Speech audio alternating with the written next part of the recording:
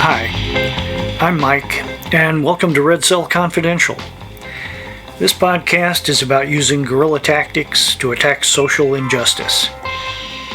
Now let's get the legal in terms of service stuff out of the way right off the bat. This is not a children's program. The subject matter and my language will occasionally be unsuited for family hour. This is not about inciting violence or planning an armed insurrection. The first case is counterproductive, and the second is just an incredibly stupid fantasy. This podcast is simply about using innovative, practical means to win the hearts and minds of the people in our local communities, which is exactly where social revolutions take root. Now, if you're ready to take action, the kind of action that actually produces results, then stay tuned.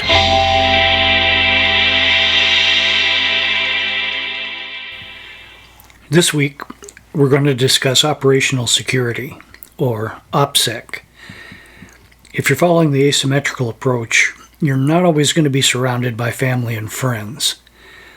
In this episode, we're going to discuss implementing some standard OPSEC procedures that may keep you from sinking your ship before you ever get it underway. We're not going to be covering any secret spy stuff, at least not in this episode. Instead, we'll cover the basics, things that fall under two umbrella categories: blending in and being aware. Let's get started. Before we get into particulars, let's talk for a little bit about the mission. That's mission with a capital M, not the missions with a little m. So what am I talking about? During the course of getting your community organized and evolving away from the need for government and the capitalist system that supports it, you'll be involved in many little m missions. They might include anything from organizing a renter strike to passing out water to folks standing in long lines at the polls.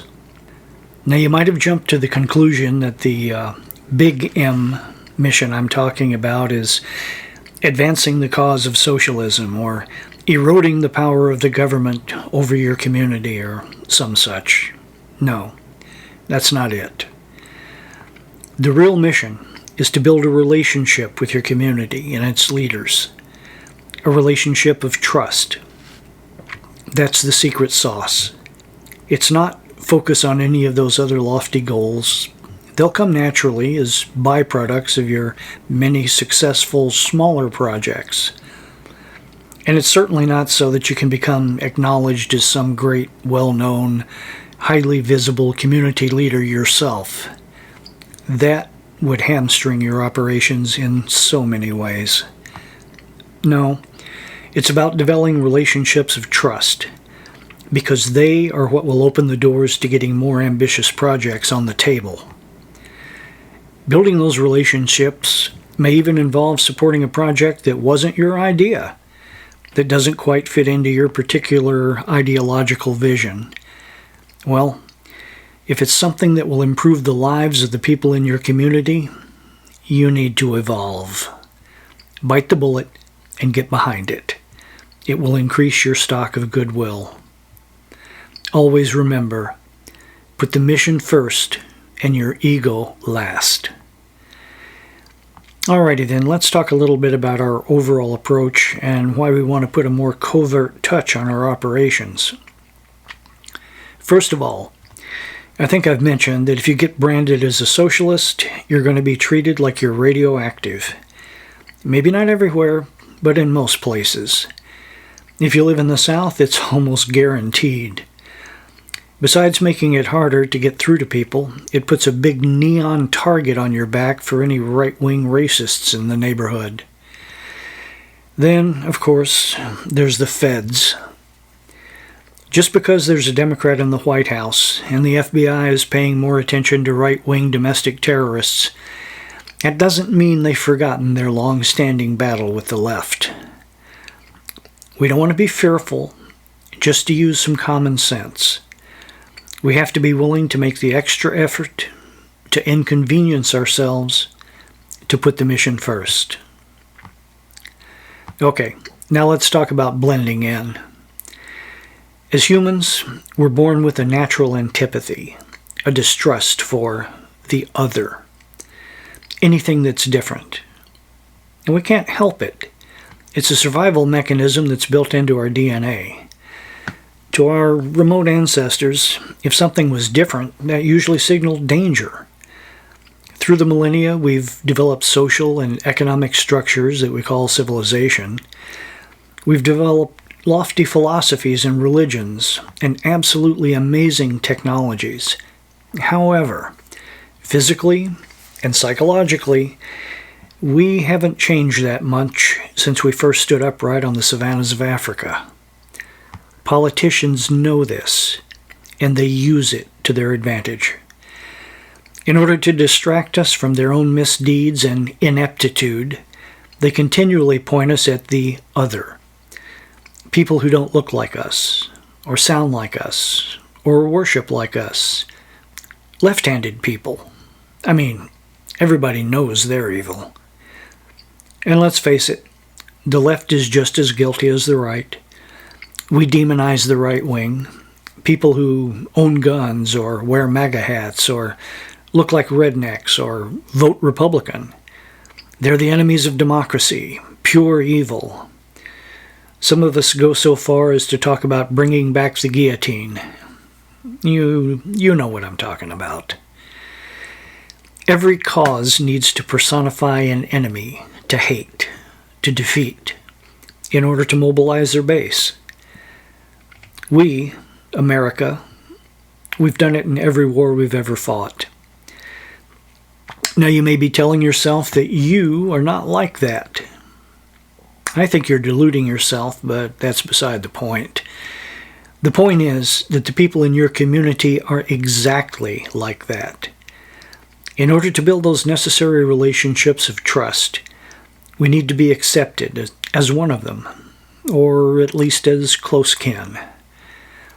An effective agent of change cannot be rigid. We have to be flexible. In the Bible, the Apostle Paul told his missionaries to be all things to all men. And whatever your ism or ideology, that's just good advice. So let's get to some of the specifics. Let's talk about the way we dress. Our appearance when we're moving around the community, and especially when we're meeting with its members and leaders, is very important. It will have an effect on the people around you, whether subconscious or obvious. In some instances, it's the only thing about you that they'll ever remember. Now understand, I'm not talking so much about what you wear, but how you dress. For example, people in the South, especially in Florida, tend to dress more casually than people in the Northeast and Midwest. The heat has a lot to do with that. Color choices are less muted, and bright colors much more common at formal events. Get out, walk around, and observe. Get a feel for the norms in your community. I live in South Florida. There are more retirees down here than you can shake a stick at. Knocking around town, I usually wear shorts, sandals or sneakers, a casual t-shirt, and a hat. Not everybody is dressed like that, but the look is so common that I don't draw a second glance. Another example. If you go to an open city council meeting, some folks are in shorts, some in suits. I can walk in wearing a pair of slacks, casual shoes, a polo shirt, maybe even a pastel sports jacket. And I'm not overdressed. I'm not underdressed. People feel comfortable around me, and I draw no attention, unless the jacket is paisley or something. Keep an open mind. Use common sense. You'll figure it out. Now let's consider our language. How do you talk to people in your community? To gain their respect and trust, you want to come across as intelligent without being pretentious. You want to sound like a person of experience and common sense, not like some smart-ass know-it-all. People really resent being talked down to.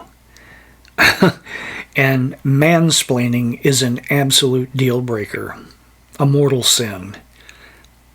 And we've all been guilty of these things, except mansplaining. That's something that we men have a monopoly on.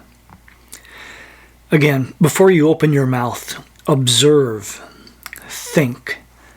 How do the people around you sound? What level of sophistication is in the language of the group, their leaders? Try to stay within the norm, but do it naturally.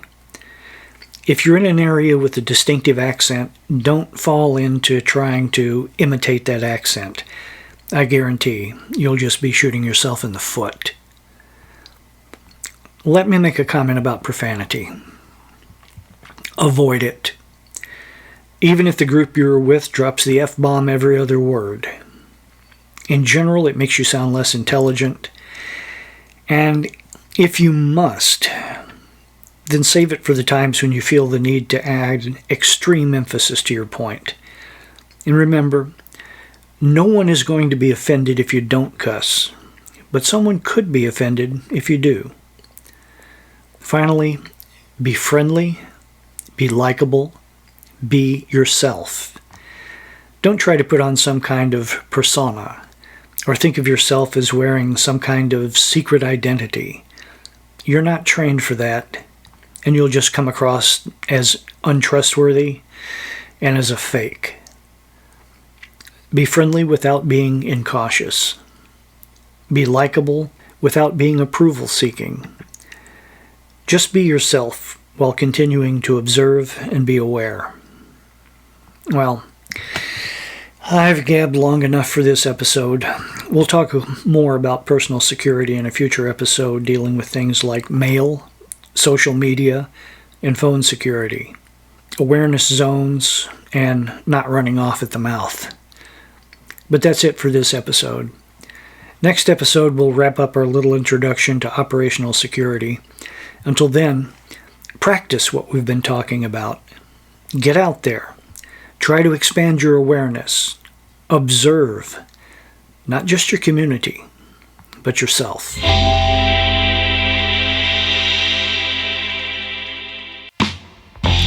Welcome back to the second segment of this episode of Red Cell Confidential.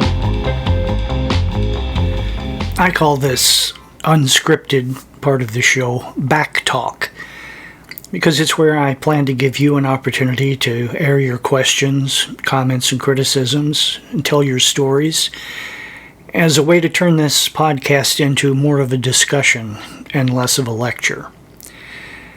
Today, I want to share one of my stories with you because it relates to operational security, and specifically to mail security, which we'll be discussing in more depth next week. But here's what happened. I belong to a certain political organization that will remain nameless. And last month they sent out notifications of elections for delegates to this year's annual convention. And I got the usual stuff through the email with all the information that I needed, and that was fine. But I went out to the mailbox one day, and I found a postcard, an open postcard in my mailbox that not only identified me as a member of that organization, but it gave the exact address of the website to go to cast votes, along with the secret password to get in there and vote. This was in my mailbox, completely open to anybody who happened to look, more specifically to my mailman, whom I happen to know. He looks over my mail as he's passing it out. Let's just say I was absolutely livid. This was the most bonehead, stupid, absolutely inexcusable thing that they've done. And I'm taking steps to make sure that they never send anything to me through snail mail again. And if I can't do that, I'll be resigning from the organization. One thing I might point out is that, especially if you're following this asymmetrical approach to community organization, you don't really need to belong to any kind of group or organization. You can work perfectly well and advance the cause working alone. I'm just saying, as individuals and organizations, we need to think about what we're doing and use our heads. Well, that's it for this week. Thanks for listening. Thanks for tuning in to Red Cell Confidential. I hope you've learned something from this week's episode. I really hope you get out of your easy chair and take what you've learned to the streets. Remember, it's all just dreams and hot air till you put your boots on the ground and your ideas into action. If you like the show, subscribe, hit the like button. It really will help me keep this thing on the air. And I'd love to hear your questions and comments. You know the routine. I'll be back next week with more guerrilla tactics and outside-the-box ideas about giving power to the powerless. Until next time, comfort the afflicted and afflict the comfortable. Solidarity.